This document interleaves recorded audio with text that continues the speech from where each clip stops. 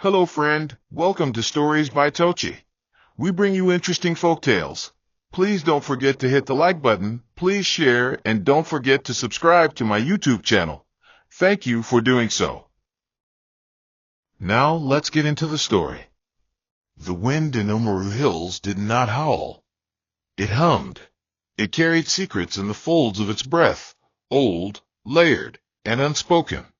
That morning, it swept through the village like a grandmother folding wrappers, gently brushing over rooftops, pausing at doorposts, lingering near ears like it had something urgent to say, but didn't know how to say it. Beneath that same wind, Adaera stood barefoot outside her hut, one hand on her swollen belly, the other shielding her eyes from the low, reluctant sun. Her world had grown unbearably quiet since Nathaniel left. The goats no longer played in the yard like they used to. The cooking fire crackled like it was counting down. And the neighbors, who once came with warm smiles and idle gossip, now kept their distance, like heartbreak was contagious. They looked through her as though she were a fogged window. When Nathaniel left her, not with a storm or slammed doors, but with something far colder, far more final silence, Adaora did not cry. Her eyes had dried up long before he disappeared. He hadn't even left in the night. He simply vanished in the dawn, like dew on sunlit grass. A note scribbled in haste lay on the edge of their sleeping mat. "I have to find more," it read. "This place is too small for me. Not a promise. Not a goodbye. Just a confession wrapped in arrogance." The village priest had once warned her, when a man's dreams are louder than his love, he will always chase the wind and curse the soil. But Adaora had believed. She had believed Nathaniel's stories, those sweet tales he told her under mango trees. She had believed that the stars would eventually answer his prayers. She didn't know that some prayers are born of pride, not purpose. The morning he vanished, she folded his clothes and tucked them into a wooden box. She wasn't sure why. Perhaps she thought he'd return. Or maybe she just needed the illusion that something about him still belonged to her. But even the scent of his shirts had turned strange, no longer of salt and firewood, but like the dust of departure. People whispered. He went to the city. He found another. She wasn't enough.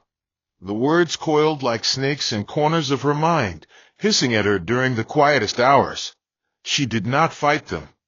She simply cooked her yam, fed the goats, and waited. But not for him. She waited for something else, though she could not name it yet. The air carried weight that day, not the weight of storms or dust, but something heavier, something without a name. Adaora moved through her compound as though her bones remembered a time when joy used to dance freely on her tongue. But now her movements had grown slower, not because her belly was heavy with child, but because her soul dragged something even heavier behind her abandonment. The clay pots she used to scrub with humming now sat untouched, their lips dry and cracked. The broom leaned against the wall like it, too, had given up. Life still moved in Umaru Hills, but it tiptoed around Adaora's doorstep, and in the same way that the sun sometimes hides behind the mountain when it's tired of being looked at, she had begun to hide too. She spoke only when necessary, smiled only when required, and looked people in the eye only when their pity was not too loud.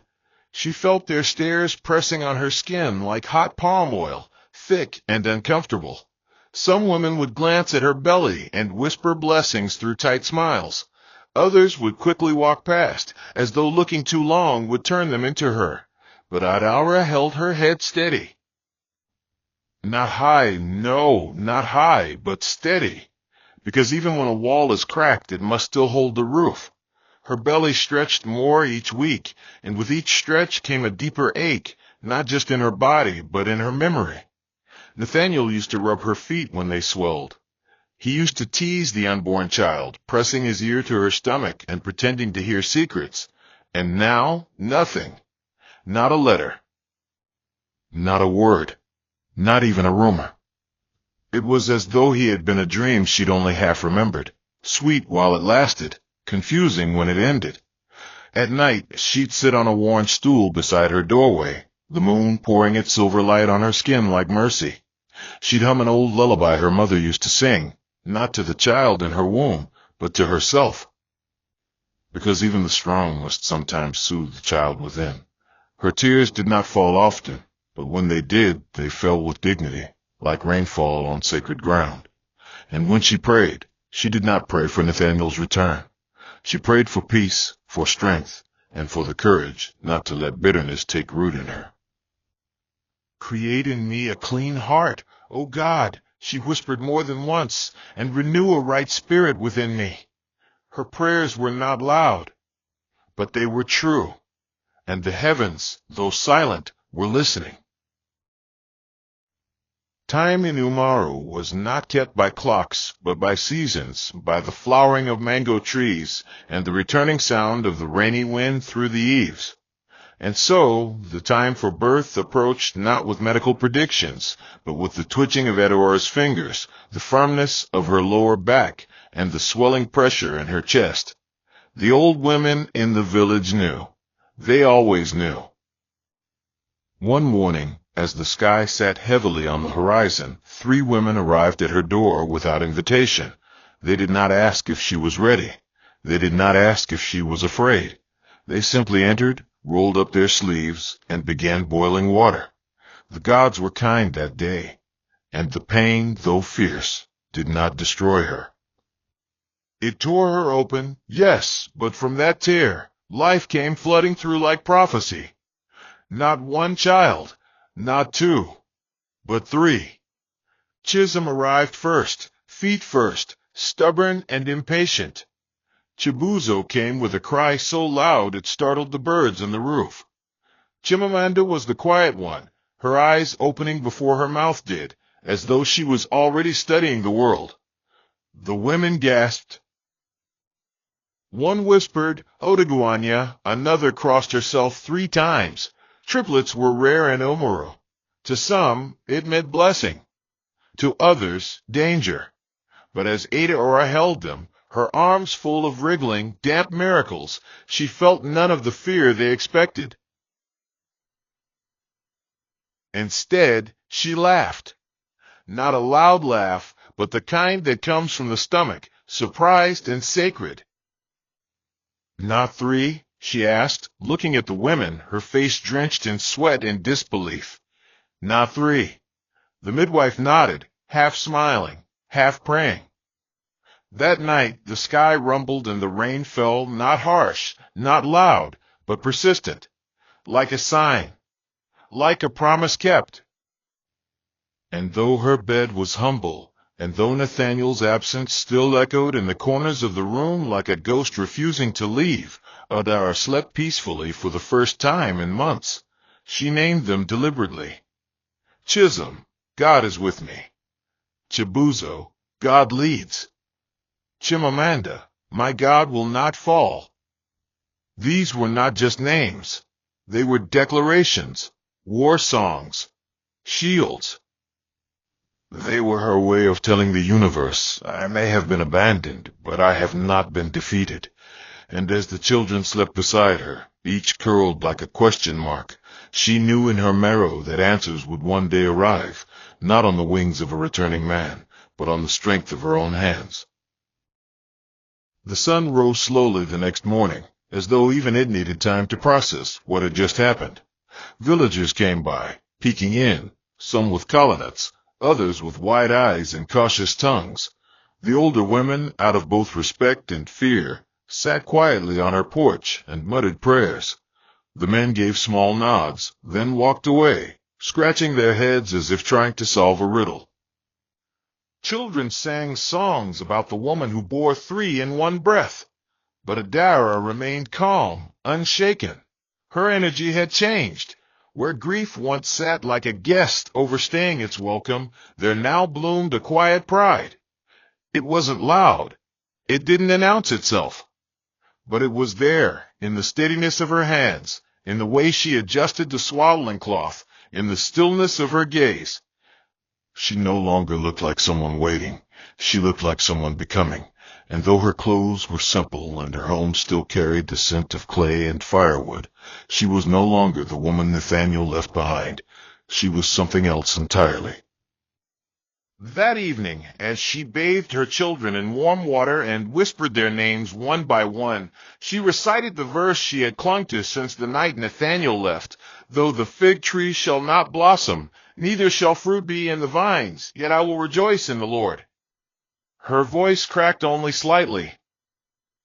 It was not sorrow that made it tremble, it was reverence. Adara understood now that some losses are necessary. Some absences are gifts wrapped in shadow, and some beginnings require the ending of things we once thought essential. She had loved a man, yes. She had trusted him with the architecture of her dreams. But he had left, and somehow, in that leaving, she had discovered a version of herself that even she had not known existed. The version that could hold 3 babies, a village's judgment, and her own grief without crumbling. That night, as the fire dimmed and the crickets resumed their nightly chorus, Adaora sat again on the stool by her door. This time, she didn't hum. She didn't cry. She simply watched the stars in silence, not because she was waiting for something, but because she was finally at peace. There was something about the sound of a child's breath at dawn that could make even sorrow hush. In Adaora's small house, that sound multiplied in 3s, soft and uncoordinated, like wind drifting through dried raffia mats. The triplets were no longer the squirming, slippery bundles she'd first held under the flickering light of an oil lamp. They had grown into curious, laughing creatures who claimed space like royalty. Chisholm, the bold one, had already begun crawling with the urgency of someone late for an appointment. Chibuzo, ever observant, watched his siblings with furrowed brows, mimicking expressions as though trying to solve the mystery of life. Chimamanda, the quiet one, clung to Adaora's chest often, her eyes large, her fingers always searching for the hem of her mother's wrapper. Their laughter had become the anthem of the house, their cries the rhythm by which Adaora paced herself. The compound, though modest, pulsed with life. But even with joy blooming in every corner, Adaora sometimes stood over their sleeping bodies and whispered not lullabies, but prayers woven from weariness and awe. It was not easy. No one prepared her for the way exhaustion could sneak into her bones, hiding beneath her joints, making her sigh for no reason at all. Feeding them was like keeping oil in a cracked pot. One child would be full, the second restless, the third asleep, but never at the same time. And the villagers, though less vocal now, still watched from afar. Some came bearing palm wine or yams, pretending their offerings weren't laced with curiosity. Others came with veiled warnings. You know triplets eat the spirit if you don't wash them with river water on the 7th moon, one old woman murmured. Adaora only smiled and nodded, knowing how superstition wrapped itself in concern. But she did not fear. Her faith, though quiet, had thickened like well-cooked agbono. She often recited, "Lo, children are a heritage of the Lord, and the fruit of the womb is his reward." It wasn't just a verse. It was her armor. The house itself had changed, not in walls or roofing, but in spirit. Where once the silence echoed too loudly, there was now constant motion. Fire crackled in the hearth almost daily, and the scent of fresh herbs soaked the air like incense. Adaora had begun to grow her own garden, not just out of need, but as a quiet resistance. Rows of bitter leaf, scent leaf, and lemongrass stretched behind the house, tended carefully by her hand. Each morning before the triplets stirred, she would wrap her faded wrapper tightly around her waist, pick up a rusted cutlass, and speak to the plants as though they were old friends. The land listened. It yielded. Adaora learned quickly how to dry leaves in shade, how to boil roots in the right measure, and which herbs calmed fevers faster than any pill from the city. People began to knock on her door again, not out of pity, but in need. Women with swollen ankles, men coughing blood, children who couldn't sleep through the night. She gave them teas, poultices, oils. They gave her groundnuts, palm oil, sometimes small coins. She asked for nothing, but accepted everything. And with each exchange, something shifted. She was no longer the abandoned wife, or the woman with too many mouths to feed. She became Eudora, the healer. Her name returned to the mouths of the villagers, but this time it was spoken with respect. The same men who once avoided her gaze now greeted her with bowed heads. Some even asked for blessings before traveling to the city. The transformation wasn't sudden. It came like water soaking into hard earth, slow, patient, persistent. Still, Eudora did not let it swell her pride. She wore her dignity like a cloth with a hidden lining, rich within, plain without. And at night, when the children lay tangled together in a pile of soft limbs and tiny snores, she would sit outside with a bowl of roasted maize and whisper softly to herself, "The stone which the builders rejected is becoming the head of the corner." She believed it, not out of arrogance, but because something deep within her spirit had begun to stretch its wings. Chisholm was the first to call her Mama clearly, his voice breaking through the air like dawn splitting the sky. The word was small, but it struck her with the force of a revelation. She had heard it mumbled, muttered, garbled through cries, but this was different. This was intentional, purposeful. And when he said it, Eudora turned slowly, as though afraid the moment would vanish if she moved too quickly. She knelt, arms open, eyes wet. The child ran to her with wobbly legs, giggling as he fell into her embrace. Chimamanda followed soon after, clinging to her with both arms, and silence. Chibuzo, always the thinker, waited an extra day, watching how the word traveled before trying it himself. They were children, yes, but they were also mirrors, and in their gaze, Eudora saw parts of herself she had forgotten. She noticed how Chimamanda tilted her head like she did. How Chisholm could not sit still, just like Nathaniel. How Chibuzo, without being told, always reached for the broom when the floor was dusty. Their personalities unfolded like palm fronds in the sun, each different, each necessary. She didn't try to control them. She guided. She corrected. But she let them become. Her mother once told her, if you cage a butterfly to protect it, you will kill its colors. So she let them climb, fall, and climb again. And though her body grew leaner from the demands of motherhood, her soul thickened. It became something with substance. In the moments when their laughter bounced off the walls like drum beats, she would pause and smile, not because everything was perfect, but because grace had a strange way of finding its own rhythm in the ruins. She taught them songs. Not just children's rhymes, but old folk songs about ancestors and seasons and how the yam does not ripen unless the earth weeps. They sang as they bathed. They sang as they ate. Even their cries at times held a strange melody. And in those notes, Eudora found strength. She no longer waited for Nathaniel's return. She no longer wondered if he had remarried, if he was dead, or if he ever thought of them. She had released that burden the same way one releases a leaf into a river, deliberately and without expectation. The seasons turned slowly, but they turned. Rain returned in careful doses. The mango tree in the center of her compound bore fruit earlier than expected. The ground, once cracked and angry, now softened under her steps. And with every day that passed, Eudora grew more certain. She had been chosen for a journey she didn't volunteer for, but one she would finish. She had no mentor, no husband, no manual, but she had grace. And grace was enough.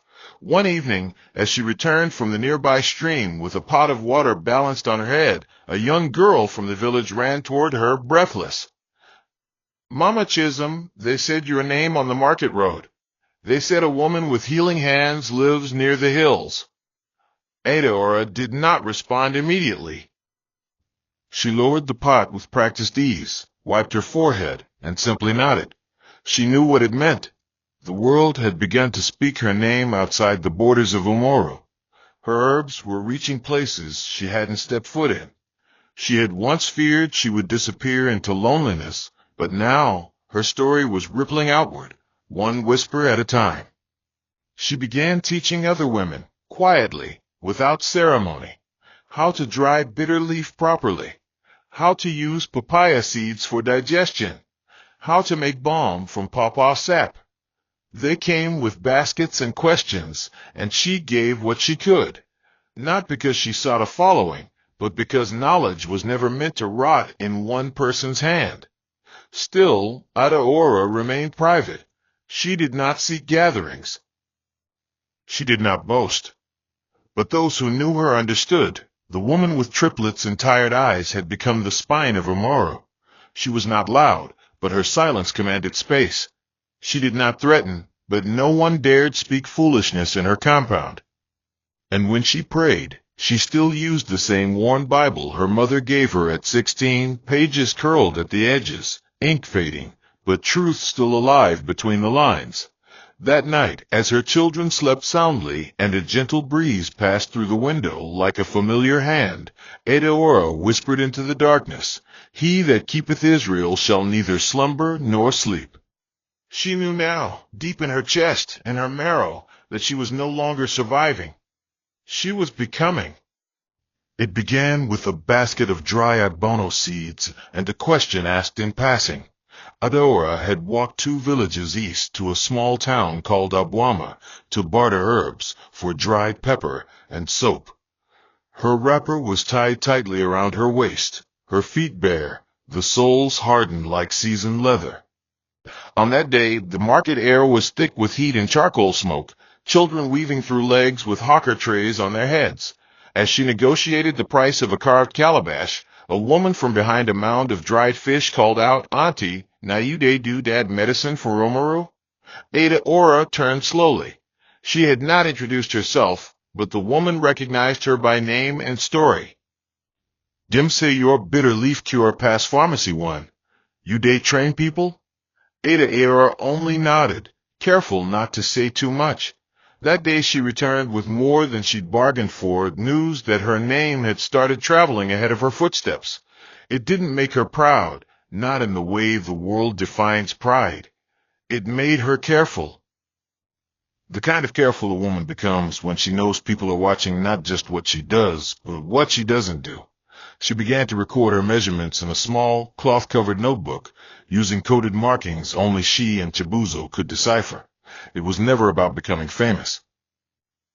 It was about not forgetting how she mixed the eucalyptus oil with ginger root for that man whose cough sounded like death knocking softly, or how she learned to dry orange peels on a hot rock instead of a string line because it preserved more flavor. Her work grew quietly, like yam vines under soil. And though she kept her hands busy, her heart had learned stillness, the kind that allowed her to hear God's whisper in the way leaves rustled or a mortar cracked when it was full. She knew the verse well, "In all thy ways acknowledge him, and he shall direct thy paths." And so she kept walking, not knowing where the road would lead, only that she would not walk it blind. The children were growing fast, their legs stretching, their questions multiplying. Their laughter no longer belonged to toddlers. It carried depth, timing, and awareness of the world that startled even Adaora sometimes. Chisholm had begun dismantling things just to see if he could put them back together. One morning she found the kitchen lantern taken apart and arranged in a neat circle. She didn't scold him. Instead, she watched quietly as he tried to reassemble it with his small fingers, his tongue peeking from the corner of his mouth in concentration. When he succeeded, he clapped for himself and grinned, dimples pressing into his cheeks. Chibuzo had taken to wandering into the bush with a stick and notebook, jotting down sounds he heard, bird calls, water rhythms, even the wind through cassava leaves. He said he wanted to know why some trees hummed differently than others. Chimamanda, on the other hand, had a love for silence that unnerved the others. She spoke only when necessary, but her words landed with precision. She had a way of looking at people that made them want to confess something. One day, when Adaora dropped a jar of palm oil and sighed deeply, Chimamanda, no older than 7, looked up from her mat and said, "You're not tired, Mama. You're just carrying too many things in your head." Eudora froze. That night, she cried not from sadness, but from the startling beauty of being seen. She realized then that her children weren't just growing in size, they were blooming in purpose. She didn't push them. She exposed them. She took them with her to the stream, to the market, to the homes of sick people. She let them see kindness given and kindness refused. She let them observe how to tell a widow the truth gently, how to haggle without disrespect, how to give help without making a show of it. They learned not from lectures, but from watching her live, and slowly their minds began to form around service, not obedience, not performance, but service. Her father once told her, "The best kind of child is one who leaves your house and makes the world better than he found it." She remembered that now, as she watched Chibuzo translate for a traveling trader who spoke only pidgin, or when Chimamanda corrected a merchant's math in a whisper to save him embarrassment.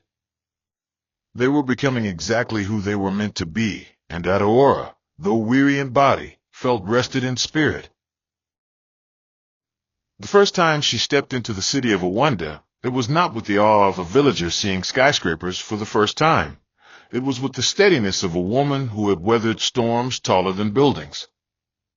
The buses honked like they were angry with the world. People rushed past each other with eyes fixed on their own survival, and yet Aurora moved through it all with the grace of rain moving through sand, persistent, quiet, and certain of its destination.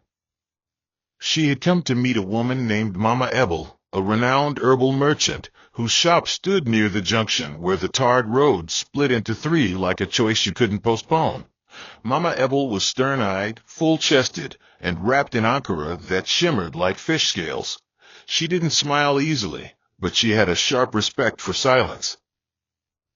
When Aurora arrived and offered her samples of her own blend, dried guava bark, cinnamon pod, and fermented neem leaves, Mama Ebel took a sniff and didn't speak for 5 minutes. Then she said, "Where you learn this?" Aurora simply replied, "The bush speaks if you listen long enough." The woman nodded once. That was how the partnership began. Aurora began sending small batches weekly, herbs tied in raffia bundles, labeled in code. Word spread like slow fire. People in Awanda began requesting the woman from the hills. She never visited often. Once a moon, sometimes less. She didn't crave the city. It gave too much and asked for more in return. But she respected its hunger. She learned its rhythm. More importantly, she learned its market. With every coin she earned, she divided it, 1 part for household needs, 1 part for the children's future, and 1 part for reinvestment. She never told anyone how much she made. Money, in her eyes, was not for announcement. It was a tool, a quiet one, like a needle that fixes the hole without noise. "Give us this day our daily bread," she'd whisper in the market crowd, sometimes with a coin clutched in hand, sometimes with none. Whether she had plenty or lacked, her gratitude remained constant. That was what separated her from the merchants who counted their sales like trophies. She wasn't trying to win. She was trying to build. Back in Umaru Hills, her compound had taken on a different glow. It wasn't just the structure, it was the energy. The walls remained clay, but they stood straighter. The roof still bore patches, but they no longer leaked. Her garden now stretched into the nearby field, where she planted morena, aloe, and bitter cola. She had constructed a small shelter near the edge, a thatched shade with woven stools and a carved bench. It became the place people came to sit and wait, hoping Aurora would attend to them. She never rushed. She believed that healing didn't come only from herbs. It came from being seen, from being listened to. She let the old widower speak for an hour before handing him a powder for his aching bones. She let the teenage girl cry about her failing womb before she offered a blend of leaves and words. Aurora didn't just give medicine. She gave presence. And the village took notice. They stopped whispering about her. Instead, they began to whisper about what she had become. The same women who once avoided her began to send their daughters to help her carry firewood. The same men who once laughed at her brought her palm fruit during harvest season. She did not boast. She did not change her voice or walk differently. But the space around her grew fuller, richer, warmer. At night, she'd sit by the fire, and the children would gather close. Not just her own now, others, drawn by the calm she carried like a second skin. She told them stories, not fairy tales, not warnings, but stories of becoming, of things that broke and were mended, of journeys that didn't begin with dreams, but with pain. One evening, after finishing a bowl of yam porridge, she told them, sometimes the fire you think will burn you is the same fire that cooks your food. They didn't understand yet, but one day they would. And as she watched the embers glow and the stars blink slowly above, Aurora realized she no longer feared what lay ahead. She didn't know how her story would end, but she was sure of one thing. She was no longer walking in shadows. She was walking in light. The day Nathaniel returned to Amaro, the sky held its breath. There were no birdsong melodies in the trees, no idle chatter at the stream, no scent of smoked fish wafting from nearby compounds. Even the goats seemed unsure whether to bleat or stand still. It wasn't just that a man had returned, it was the kind of man he had been, and what time had carved from him. His presence was no longer loud or confident. It came like rust, quiet but unmistakable. He stepped out of a hired car that didn't suit him, the door creaking like a tired old man clearing his throat. His trousers were pressed but didn't fit quite right, and his shirt, though clean, wore the wrinkles of a man who hadn't known true rest in years. People peered through their windows, some ducking behind raffia curtains, others pretending to sweep when they had already done so at dawn. Nathaniel's walk was slower now. His shoes kicked up the dust he once despised. He looked around and barely recognized the village he had left with a chest full of pride and a mouth full of promises. The roads were still red, but they were smoother. The roofs were still zinc, but they shone differently now. And the name on every tongue, though not spoken to him, floated clearly in the air like incense rising from a clay pot, Aurora. He heard it as he passed by the palm wine tapper's house. He caught it again at the woman selling fufu by the road. Her name, not as a whisper of pity, but as a song of reverence. And with every mention, his shoulders drooped a little more. When he finally reached her compound, he stood at the gate and hesitated, not because the gate was locked, but because he no longer knew if he had the right to knock. It was not the house he remembered. The old mud walls were gone, replaced by smooth, sun-baked bricks.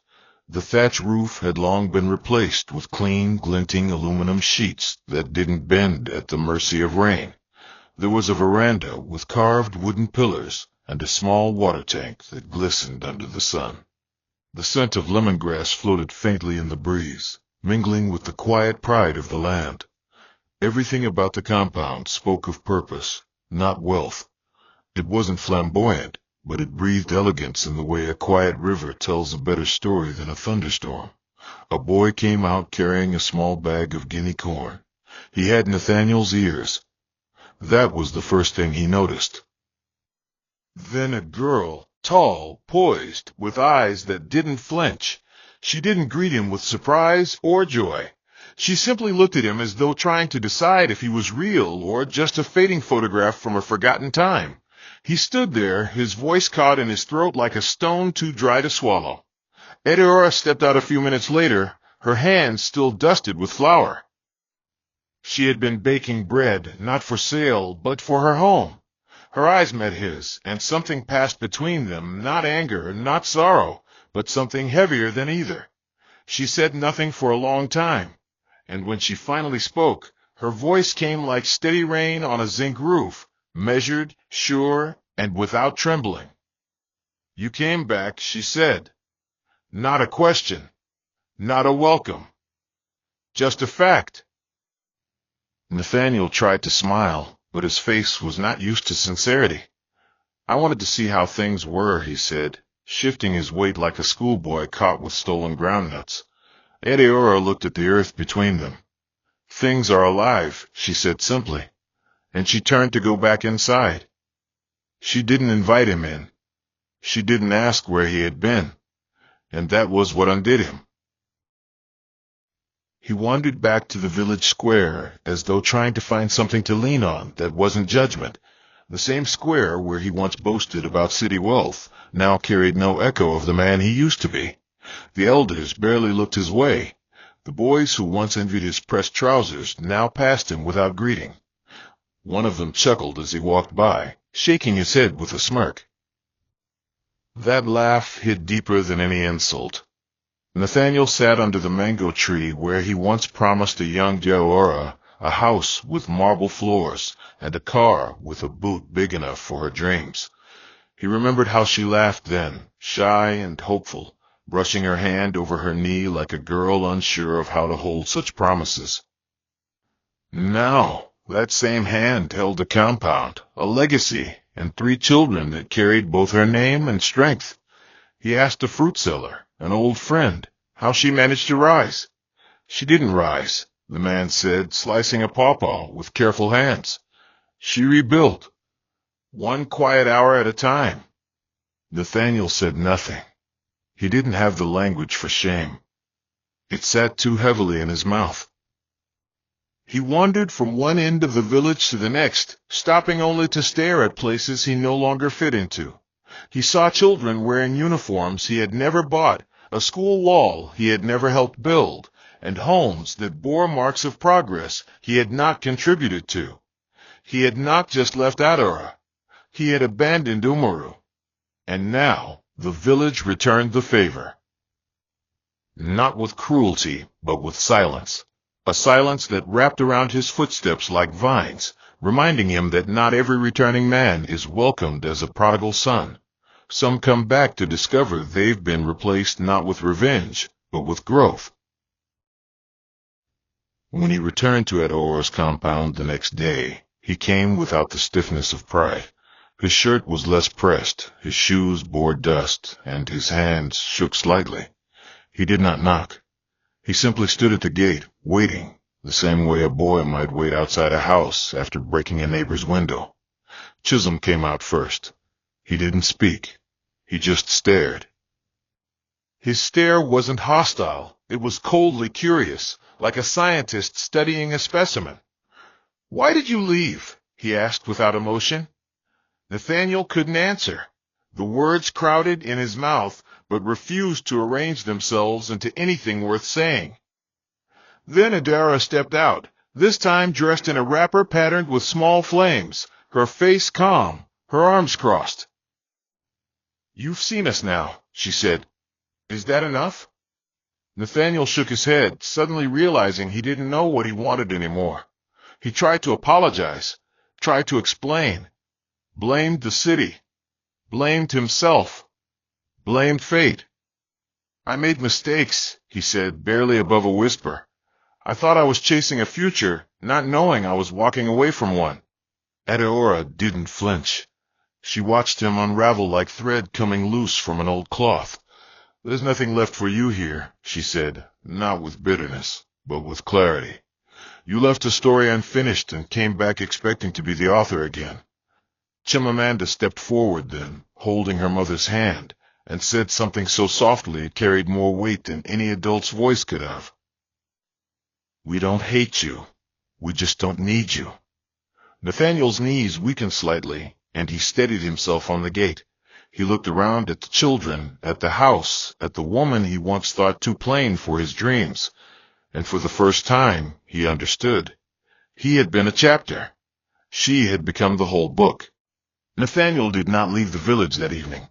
He stayed at the only lodging house by the hilltop, an old, fading structure run by a widower who hardly spoke unless asked a direct question. The room was small, the mattress thin, and the ceiling had a cobweb in every corner, yet Nathaniel did not complain. His silence was no longer practiced. It had become a companion. He sat by the window long into the night, watching the moonlight cast patterns over the red soil. Somewhere not too far off, A night bird called once and stopped, as if realizing no one wanted to hear its grief. That night, Nathaniel didn't sleep, not because the bed was uncomfortable, but because rest no longer knew his name. He thought of Adora's eyes, not angry, not soft, just sure. He remembered how she had looked at him not as a man she once loved, but as something she had outgrown. That was the hardest part. It wasn't that she hated him, it was that she had simply moved on. Not forward with resentment, but upward with dignity.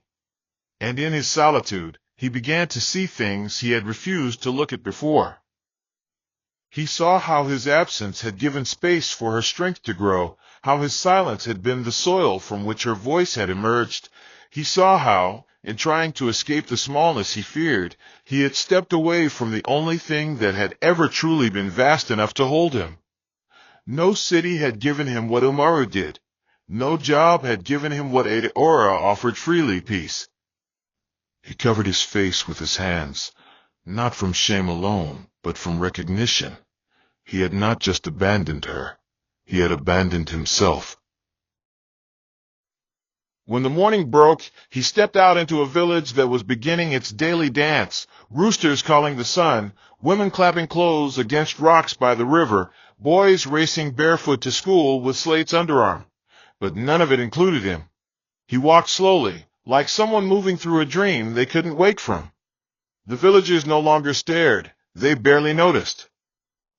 He wasn't a guest, not even a ghost, just a man swallowed by a place that had already rewritten itself. He passed the market square, the yam seller whistling as he arranged his tubers. He paused briefly, hoping the man would recognize him, offer some familiar smile, a nod, a thread of the past. But the yam seller did not look up. Nathaniel felt something in his chest tighten. He continued on. When he reached the well, he saw two girls giggling as they drew water, the rope creaking with each pull. One of them turned briefly to glance at him, her eyes curious but cautious. Then she whispered something to the other, and they both looked away, their laughter now muffled. That's when Nathaniel realized what had changed wasn't just the village. It was him. Or rather, it was how the village saw him. He had returned with the scent of failure clinging to him like old sweat, and no amount of polite smiles could wash it off. He remembered the verse his mother used to recite when he was a boy, "Pride goeth before destruction, and an haughty spirit before a fall." He used to laugh at that, back when his shirts were crisp and his plans reached the sky. Now, the verse echoed differently, like a truth that had waited too long to be heard. Adeora, meanwhile, did not dwell on his return. She had no interest in measuring his regret or nursing his shame. Her mornings remained sacred. She swept the compound with long, even strokes, pausing only to chase chickens away from the garden. The triplets had grown into their own routines. Chisholm fiddled with a broken radio he was determined to fix. Chibuzo read aloud from a book about foreign lands. And Chimamanda, always alert, helped weigh herbs for the women who came with quiet desperation and swollen ankles. Adeora moved between them with ease, as if her life had never been punctured by Nathaniel's shadow. It wasn't arrogance. It was completion. The kind that came not from material wealth, but from living long enough with yourself that nothing outside you could shake your foundation. She did not hate Nathaniel. She had let go of that long ago. Hate was too heavy to carry with healing in your hands. Her forgiveness hadn't been loud. It had been layered over time like clay packed around a pot. It had happened in small ways. The first time she slept through the night without thinking of him. The first time she saw a man in the market and didn't flinch. The first time she smiled just because the morning smelled like oranges. These were not victories she shared with anyone. They were private, like prayers. She had even prayed for him once on a night when her knees ached and her children slept soundly. Let him find peace wherever he is, she had whispered. She hadn't known that peace would bring him right back to her gate. But now that he was here, she saw it for what it was, not a sign, not a test. Just closure. And she would treat it as such. When Nathaniel returned one last time, there was nothing left in him to pretend with. He didn't come with flowers or promises. He didn't carry stories from the city or dreams of a second chance. He came only with a small leather bag, his clothes folded neatly inside, and his hands visibly trembling. He stood outside Adeora's compound until evening fell, and still she did not invite him in. She came to the gate with Chimamanda by her side, the girl's face expressionless but alert. Nathaniel looked at them both, unsure which held more of his guilt, the woman he left or the daughter he never knew. "I don't want anything," he said. "I just wanted to say I see it now. All of it." Adeora did not. She didn't smile. She simply looked at him with the patience of someone who had nothing left to lose and nothing left to prove. "Seeing is not the same as building," she said, her voice low. "You had the wood, the nails, the roof, and you walked away." Nathaniel swallowed hard, blinking against tears he didn't want to shed in front of his child. "I came back because—" his voice cracked and then silence. Adeora glanced at Chimamanda, then stepped closer. "You came back because the road turned on you," she said, "and you thought maybe the house would still be where you left it." He nodded slowly. "I was wrong," he whispered. "You were," she replied. Then, reaching into the folds of her wrapper, she brought out a small envelope, plain, unsealed. "Take this," she said. "It's not charity. It's release." He opened it later and found cash, enough to leave, enough to survive, but not enough to return. It was her way of closing the chapter without slamming the book. A quiet gesture. Not for him. For herself. And as he walked away, she watched him go, not with bitterness, not with triumph, but with the stillness of a woman who had finally let her shadow return to dust. The village of Umura never forgot how to whisper, but over the years, the tone of its whispers changed. Where once people spoke of Adeora with pity, then awe, and eventually quiet reverence, now they spoke of her with something gentler, like gratitude. It wasn't loud. Nothing in Umuru ever was. But it was present in the way people paused when she passed, in the way women sent their daughters to carry her basket before she even asked, in the way men who once avoided her gaze now sought her counsel without shame. Yet Adeora never walked like one who had won anything. Her steps were the same, measured, grounded, unhurried. Her joy was not worn like jewelry, but lived like breath, silent, vital, and ever-present. She had learned long ago that real peace doesn't make noise. It moves beneath the surface, like water nourishing roots. Her days became simple again, though not in the way they had been when she was abandoned. They were full, not with struggle, but with meaning. She rose early, lit the fire herself, even though she now had help. She prepared meals with the same care as when she had only one pot and 3 hungry mouths. It wasn't habit. It was devotion. She knew how to live well, but she had never forgotten how to live simply. And in that balance, she found her rhythm. Her children had grown into the kind of people whose names opened doors, Chisholm with his hands, Chibuzo with his mind, and Chimamanda with her vision. They weren't just successful, they were rooted. They knew the taste of sacrifice, not from stories, but from memory. And that, Adeora believed, was her greatest inheritance to them. Not land, not money, not even the house, but the understanding that greatness means little if it isn't worn with grace. It was Chimamanda who suggested the airstrip, not for vanity, but for necessity. She had grown into a quiet strategist, a woman who saw the future the way others saw the weather, clearly and with certainty. "Mama," she said one evening, her voice steady, "your work shouldn't stop here. People in Owanda, in Kasai, even in Mabira, they ask for you. We need to meet them halfway."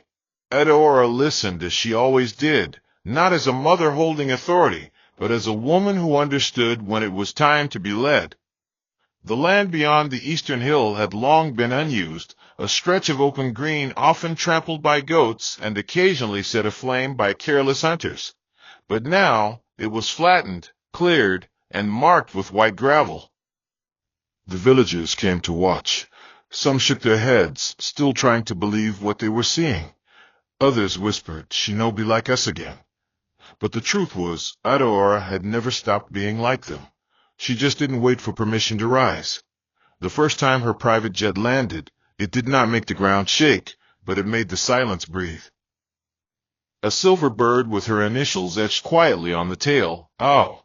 It came not with fanfare, but with purpose, bringing in herbal shipments, carrying her children to conferences, returning with crates of knowledge, not gold.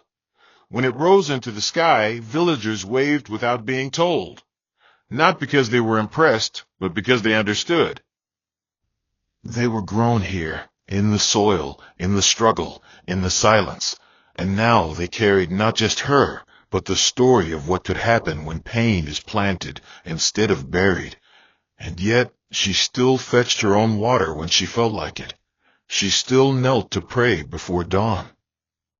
And her favorite part of every journey was not the flight, but the return, when the red earth met her feet again, and she could feel home not just in her house, but in her bones. Nathaniel's name was never spoken again in their home, not out of bitterness, but because it no longer held shape. Time had thinned it. Memory had reduced it to a vague silhouette in the background of a painting that no longer centered him. The children never asked about him again. Not because they had forgotten, but because they had filled the space he once occupied with better things, books, inventions, conversations, dreams. There was no hatred, no shrine of anger tucked away in the corner of their minds. Only absence, acknowledged and accepted. Eudora had once feared that his reappearance would unearth old wounds, but the soil had healed. Nothing he said or did could rewrite the years he had missed. She had forgiven him not because he asked, but because she needed her hands free for better things. And when the news came months later that he had passed in a distant town, there were no tears, only a long silence at dinner, and then a soft prayer. She prayed not for the man he had been, but for the soul that had once tried and failed. That was all. That night, as she sat on the veranda, watching fireflies blink across the garden, she thought of the verse that had carried her through so many dark nights. "They that wait upon the Lord shall renew their strength. They shall mount up with wings as eagles." She repeated it aloud once, and then whispered it again, not as a cry, but as confirmation. Her strength had been renewed. Not suddenly, not all at once, but in seasons, in chopped firewood, in folded wrappers, in the quiet hands of children who had turned into giants before her eyes. Her story was not perfect, but it was hers. And now she carried it not like a wound, but like a banner. And now she carried it not like a wound, but like a banner. The hills around Umaru glowed golden in the evening light, as if bowing to her without saying so. Life in the village moved on, but there would always be space for the tale of Eudora, the woman who bore 3, lost 1, and still stood tall enough to cast shade. Young girls gathered near the stream on moonlit nights and whispered about her with wide eyes. "She walks like someone who's been to heaven and came back," one said. "No," another corrected, "she walks like someone who made heaven follow her here." And somewhere nearby, Elder Mako, now gray and slower in speech, would smile gently and shake his head. "You children talk too much," he would murmur, but then he'd pause and say, "But yes, she is a wonder." Eudora never called herself anything special. When asked, she simply said, "I did what needed to be done." But in truth, she had done more than that. She had answered without being summoned. She had built with no blueprint. She had endured without audience. And she had thrived without applause. When she stood before a group of women under the old cola tree and was asked to share her wisdom, she did not list her achievements. She told them a story. A small one, about the time she made okra soup with only salt, onions, and faith. And the room had been full, and no one had gone to bed hungry. That was her way. No lecturas. Just live truth. As the stars arrived one by one and the evening deepened into a hush, Adara finally rose from her stool and stepped into her house. Her children were gathered inside, their voices low, their hearts full. And as she looked around, she realized that everything she had once feared losing, she had found again, but better. Not because life had gone her way, but because she had learned to walk even when the path disappeared. Her legacy was not her name on a plaque. It was this house, these lives, this light. And so, when she lay down that night, she did not worry about tomorrow, because she had already become everything she was meant to be. You've just heard the story of Adaora, a woman who was left, overlooked, counted out, but who rose from the soil of sorrow into a garden of grace. And maybe, just maybe, you see a piece of yourself in her. Maybe you've been abandoned. Maybe life didn't turn out the way you planned. Maybe your heart has been bruised by people who should have protected it. Or perhaps you've been walking in silence so long, you've forgotten what your own voice sounds like. Let this story remind you, your delay is not your denial. Your pain is not your full stop. And the absence of applause does not mean the end of your becoming. Adara didn't rise because she had help. She rose because she refused to remain buried. She took her tears and turned them into testimony. She built her house, not from bricks alone, but from prayers, patience, and quiet persistence. So if life has broken you, gather the pieces. If love walked away from you, stand anyway. If they said you couldn't, let your success answer softly. Because the same God who lifted Adara from shame to strength can lift you too. And when he does, it won't be to show off, it will be to show others what his grace can build in silence. May the God who wipes silent tears lift you beyond your present place. May your pain become the seed of your rising, and your footsteps echo in places your enemies never thought you'd walk. May your story shift from sorrow to glory, and may your name be spoken with honor where it was once mocked. Where they thought you would fall, may you stand. Where they left you alone, may angels surround you.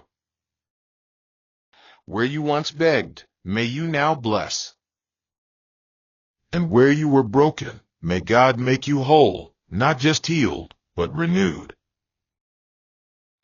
May your hands build what was once only a dream. May your voice speak life into dry places.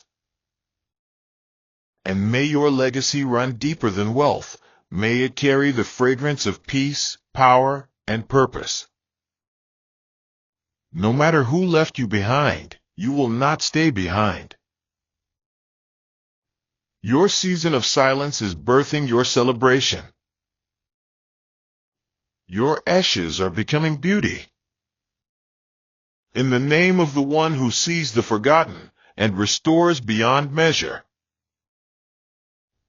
I declare you will rise, you will soar, you will shine. If you believe it, say, Amen. Hope you enjoyed this interesting story. Please don't forget to like, share, and subscribe to my channel. See you again in my next story.